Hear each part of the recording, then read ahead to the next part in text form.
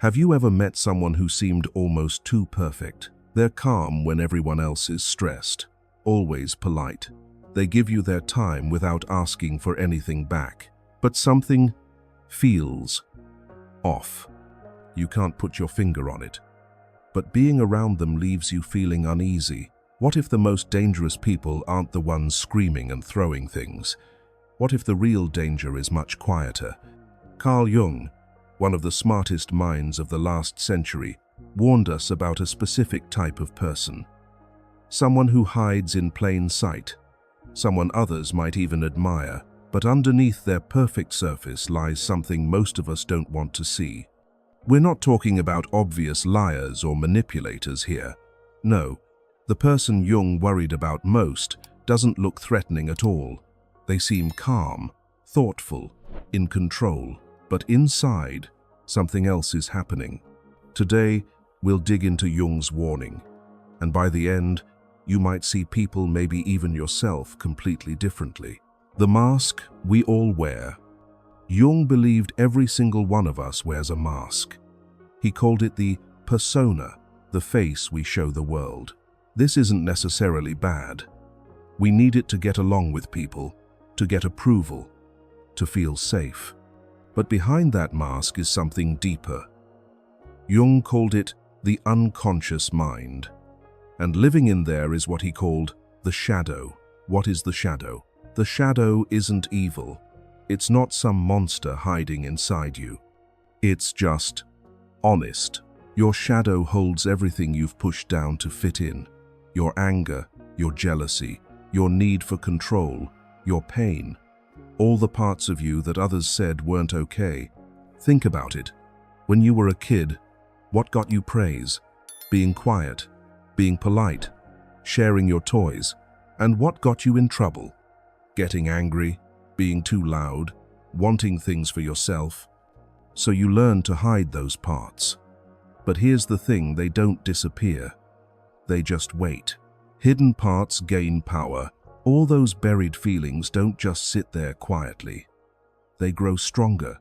They start showing up in weird ways.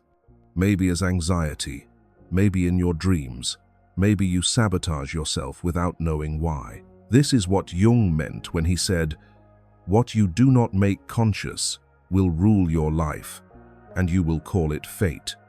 When someone thinks they're above anger or jealousy, they become blind to how those feelings actually control them. They say they're just trying to help, but really, they're being controlling. They claim they're setting boundaries, but they're punishing you. They insist they're being loving, but there's anger underneath. The scary part? They don't even know they're doing it. They lie to themselves first. The hidden war. Jung saw this as a kind of sickness, not because these people are bad, but because they're cut off from themselves. And when you're fighting a war inside that you don't even know about, other people get hurt. This is why some of the most damaging people don't look dangerous. They look wise, caring, like they have it all figured out. But they're at war with themselves. And they have no idea when being good becomes a prison. Here's where it gets intense. The more someone holds on to being the good person, the bigger their shadow grows in the dark. It has to come out somehow. Maybe through sarcasm that cuts deep. Maybe passive-aggressive comments. Maybe relationships where they help you but control you. The more they deny their darkness, the more that darkness decides how it shows up. This isn't about judging people. It's about seeing clearly. The path to wholeness. Jung never said to get rid of your shadow. He said the opposite. He believed you have to integrate it, face it honestly, with kindness toward yourself. That's how you become whole. When you can admit, yes, I get angry sometimes. Yes, I can be manipulative. Yes, I have wants I don't fully understand. That's when you start growing. That's when you become someone others can trust. Not because you're perfect, but because you're aware. The real danger. Jung's warning wasn't about evil people. It was about people who pretend they have no darkness at all, because when you won't look inside yourself, you start blaming everyone else. Your boss is the problem. Your partner is the problem. Society is the problem. But you never ask, what am I not seeing about myself?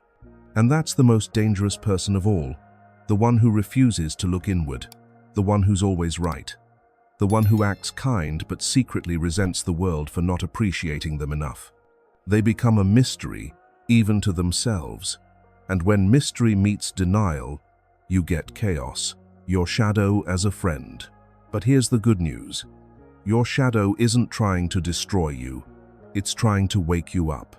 It holds your fire, your voice, your truth. When you look at it honestly, not judging yourself, but just being real, you start getting your power back. Jung's challenge.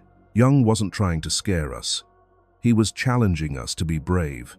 Brave enough to look inside and say, I'm not just light, I'm also shadow. And both parts are mine to carry. That's where real wisdom starts. That's where true integrity begins, the final truth. So remember this, the most dangerous person isn't the one who admits their darkness. It's the one who pretends they don't have any. Look closely, not just at other people, but at yourself.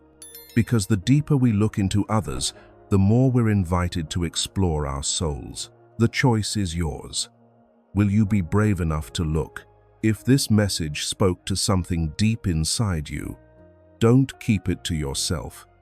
Like, share, and subscribe, not just for more content, but to join a growing space where truth, healing, and self-discovery matter. This is Psyche Thera, and your journey is just beginning.